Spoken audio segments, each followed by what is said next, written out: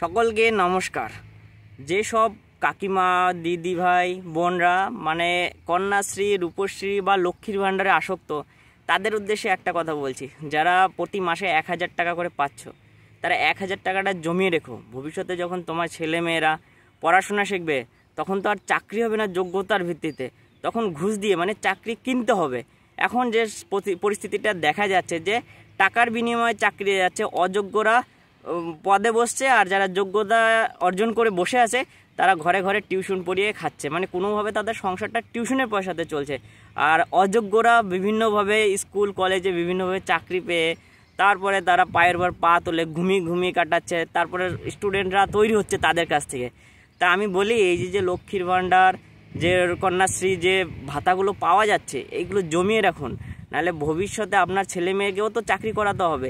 এইভাবে তো তাদের জীবনটাও নষ্ট করা যাবে না যে 1000 টাকার উপরে সবাইকে জীবন ধারণ করতে হবে, তা তো নয়।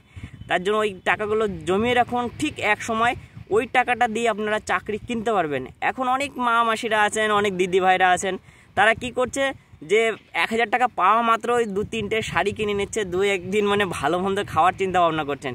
কিন্তু কখনো আপনার ছেলেমেয়ের ভবিষ্যতের কথা ভেবেছেন যে এই ছেলেমেয়ের ভবিষ্যৎটা আমার কী হবে? তারা তো কোনো যোগ্যতা হিসেবে চাকরি পাবে না, যতই ভালো স্টুডেন্ট হোক না কেন। খুব সুন্দর, প্রতিটি ক্লাসে 1 নম্বর 1 রোল হয়ে আসছে, ভালো নাম্বার, মাধ্যমিকে ফার্স্ট ডিভিশনে স্টার মার্ক পেয়েছে, কিন্তু তাদের কাজ হবে না যতক্ষণ না টাকা জমা করতে পারবেন। 10 লাখ টাকা কমের মধ্যে করতে হবে। দেখুন, বিএসসি পাস করে মোটামুটিভাবে ধান খেতি করছি, এখন এই যে কাদা রয়েছে হাতে, মানে ধানে পরিষ্কার করতে এসেছি। তাহলে ভাবতে পারছেন, বিএসসি পাস করে যদি আমাদের এইভাবে করতে হচ্ছে। যখন পরীক্ষা দিলাম মাস্টারি চাকরির জন্য, তখন আমাদের সেই রেজাল্টই আউট হলো না, মানে রেজাল্টই বেরোলো না। তাহলে ভাবতে পারছেন যে কি অবস্থা। শুধু আপনাদের কিছু কিছু মানুষের জন্য কত কত মানুষ বেকারত্ব লাভ করেছে, ভাবাই যায় না। তাই যারা এই লক্ষ্মীর ভাণ্ডার তারপরে কন্যাশ্রী পাচ্ছেন, তারা একটু করে এই হিসাব করে চলবেন। ঠিক আছে, আজকে যাকে আপনারা পদে বসিয়েছেন, যাকে রেখেছেন, তার জন্য কতটুকু উপকার হচ্ছে আর কাদের জীবনটা নষ্ট হচ্ছে। আপনার ছেলে কোনো একটা চাকরি পেলে হয়তো 15,000 টাকা এক মাসে পেত, আর সেইটাই আপনি এক মাসে 1000 টাকা পেয়ে আপনারা এতটা খুশি। সংসারটা হচ্ছে তো ঠিকঠাকভাবে।